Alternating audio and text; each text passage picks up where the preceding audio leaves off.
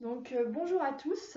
Donc aujourd'hui, je vous propose un petit temps de présentation d'un muscle qui m'est cher, qui est silencieux, peu connu et pourtant qui a une importance primordiale dans notre organisme. Il s'agit du diaphragme. Voilà, donc le diaphragme, c'est un muscle inspiratoire, donc qui va nous permettre de faire l'inspiration.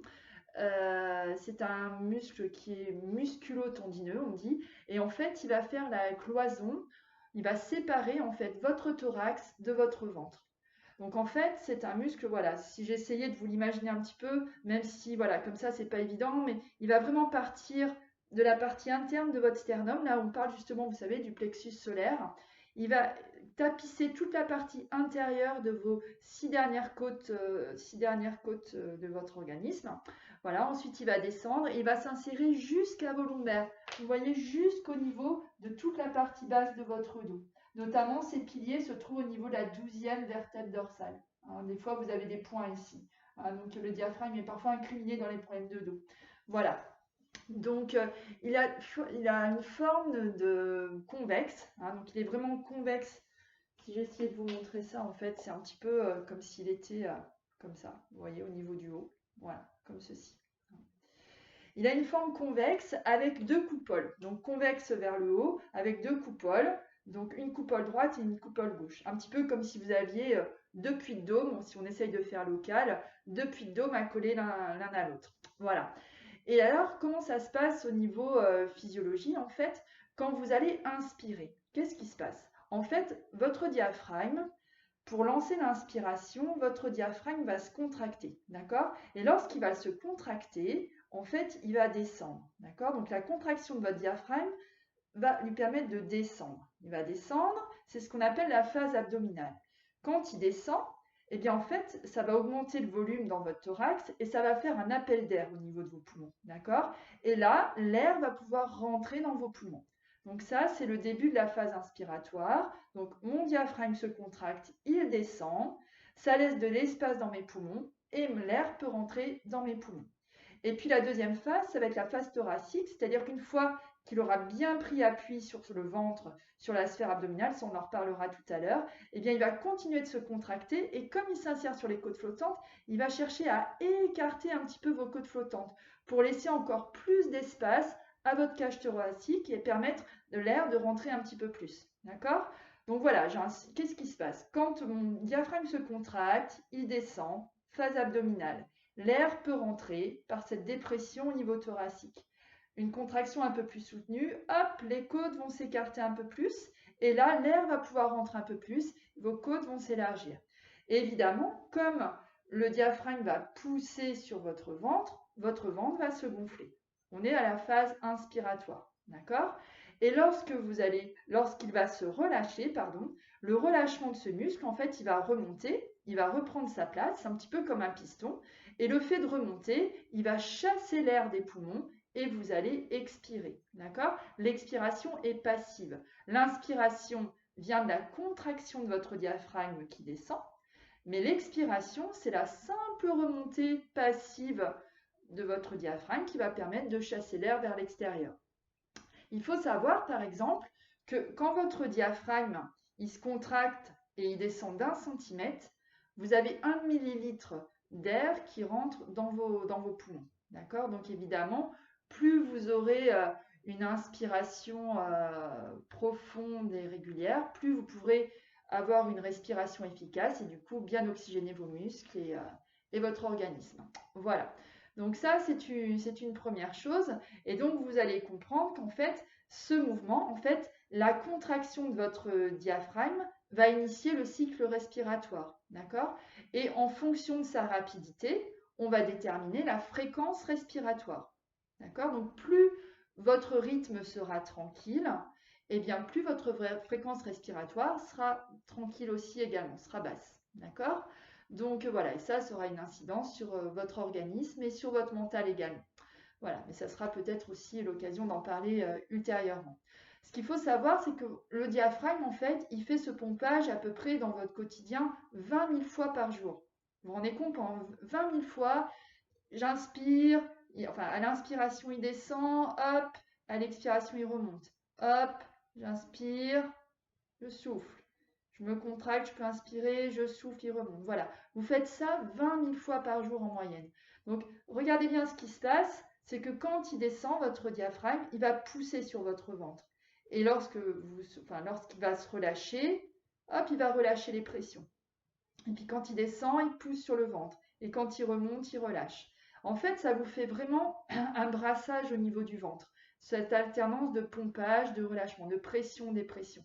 C'est un petit peu, si vous voulez, ce diaphragme, on pourrait dire que c'est le kiné de votre ventre. D'accord? Il est en train de masser de vos viscères, votre estomac, votre intestin. Voilà. Donc, il peut du coup avoir une action sur la sphère digestive, sur la sphère circulatoire aussi, parce qu'il fait vraiment un véritable pompage. Donc au niveau de votre circulation sanguine, c'est important aussi. Donc voilà, il a vraiment plusieurs fonctions. Mais voilà, je voudrais vraiment mettre un bémol, et moi c'est vraiment mon cheval de bataille au niveau de la pratique posturale, c'est qu'il faut bien comprendre que quand votre diaphragme descend pour initier l'inspiration, il met de la pression sur le ventre. Donc il augmente la pression sur le ventre. Votre ventre se gonfle parce que les viscères, il faut bien qu'ils aillent quelque part. Donc votre ventre se gonfle, les abdominaux sont poussés vers l'avant, mais surtout, imaginez ce qui se passe vers le bas. Quand votre diaphragme, je me mets un peu plus basse, quand votre diaphragme descend, il va également pousser sur le périnée. Il va augmenter les pressions sur le périnée. Et ce qui est délétère pour la fonction de votre périnée. Voilà, notamment, on parle d'incontinence urinaire, les fuites urinaires, les problèmes de voilà, toutes ces pressions permanentes qui vont altérer ce hamac et cette sécurité en bas de votre bassin. Alors, si vous ne vous sentez pas trop concerné par le périnée, des fois, messieurs, vous ne vous sentez pas trop concerné par cette cause, sachez également que ces pressions abdominales vont également amener une pression au niveau des plis de laine. Et à ce niveau-là, vous avez une certaine fragilité des tissus et on peut du coup voir apparaître par des hyperpressions, on peut voir apparaître des hernies inguinales. Alors, je suis pas là pour être sinistre ou pour être négative, mais voilà, il vaut mieux être informé et du coup avoir une posture et une pratique respiratoire, initier une respiration juste pour respecter votre organisme. Voilà. Donc vous comprendrez bien que lorsque vous souhaitez faire un travail nécessitant l'engagement de vos abdominaux, faites-le toujours sur l'expiration. Si vous cherchez à contracter vos abdos en même temps que vous inspirez, d'une part, le diaphragme, il pousse le ventre. En plus, vous renforcez les abdos. Donc, vous poussez de partout. Le périnée, les plis de laine, tout est fragilisé. Et je ne vous parle pas des lombaires également. Mais j'essaierai de vous faire un petit topo là-dessus aussi si ça vous intéresse. Voilà, donc tout ça pour vous dire que cette respiration, elle est très importante et que plus vous donnerez de la liberté à votre diaphragme, plus vous favoriserez un bon travail digestif, un bon échange au niveau sanguin et pensez également au niveau lombaire. Je vous ai dit que votre diaphragme s'insérait à l'intérieur sur la partie avant de vos lombaires, d'accord? Donc imaginez que si ce muscle, il est spasmé, il est contracté, il va figer votre zone lombaire. Figer sa zone lombaire, eh bien, c'est entraîner des tensions dans le bas du dos, c'est entraîner une fragilité à ce niveau-là. Donc, il faut lui redonner de la liberté. Lui redonner de la liberté, c'est aussi jouer sur votre posture. Voilà. Et jouer sur la bonne intégrité de votre dos. Voilà ce que je peux vous dire. Et puis, si vous respirez bien, bien évidemment, si vos muscles sont mieux oxygénés, eh bien, vous aurez une meilleure performance sportive. Si votre fréquence respiratoire est plus tranquille, eh bien, votre esprit, il sera plus tranquille également, puisque ça joue également sur le mental. Voilà, donc on peut avoir une action volontaire sur ce muscle-là. Voilà. Et bien évidemment, comment favoriser son travail à ce muscle-là? Eh bien, ne serait-ce que par votre posture. Si vous donnez de la longueur à votre colonne vertébrale, si vous lui donnez de l'espace, vous laissez de la mobilité, vous lui donnez de l'espace à votre diaphragme aussi, vous lui permettez de bouger. Si vous êtes tout écrasé, tout avachi, comment voulez-vous que votre diaphragme puisse descendre? C'est pas possible. Il est déjà dans une position de précontrainte. Le fait de travailler votre posture, de donner de la longueur à votre colonne vertébrale, de donner de l'espace à votre ventre, eh bien, vous favorisez une bonne respiration. Et une respiration bien posée, physiologique, c'est un organisme qui fonctionne bien et c'est une colonne vertébrale qui est dans des bonnes dispositions pour pouvoir travailler. Voilà. Donc voilà mon petit message du jour. Si une petite information aussi, le diaphragme en fait quand il se spasme, Eh bien, en fait, vous avez compris, il va figer la sphère digestive, il va figer la sphère circulatoire. Et sachez que ces spasmes peuvent être également créés par des anxiétés, par comment dire, vous savez, le stress de pré-compétition, là, quand vous êtes en hyperventilation, voilà, vous êtes un peu en stress et tout ça. Eh bien, ce diaphragme, voilà, il joue, enfin, comment vous dire, l'état émotionnel joue sur la contraction du diaphragme, d'accord?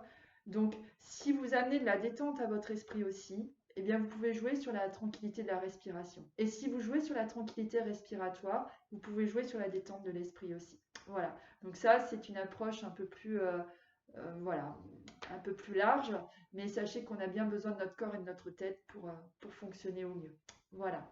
Donc j'espère que cette petite information vous aura plu, que j'ai pu dire tout ce que j'avais. Je pense que j'avais encore plein de choses à dire, mais écoutez, c'est pas évident face à cet écran, donc j'espère que vous m'en tiendrez pas rigueur. Et puis voilà. Mais prenez le temps de respirer. Prenez le temps de vous accorder des respirations abdominales lentes, profondes et régulières. Hein. Et voilà. Et ça, vous pouvez le faire en toute autonomie, tranquillement. Hein. Vous placez vos mains sur votre ventre, vous inspirez, vous laissez votre diaphragme du coup descendre, votre ventre se gonfle, et à l'expiration, votre diaphragme remonte et votre ventre se relâche. Tout ça avec une posture étirée. Voilà, je vous souhaite une bonne journée et j'espère avoir été le plus clair possible. Au revoir.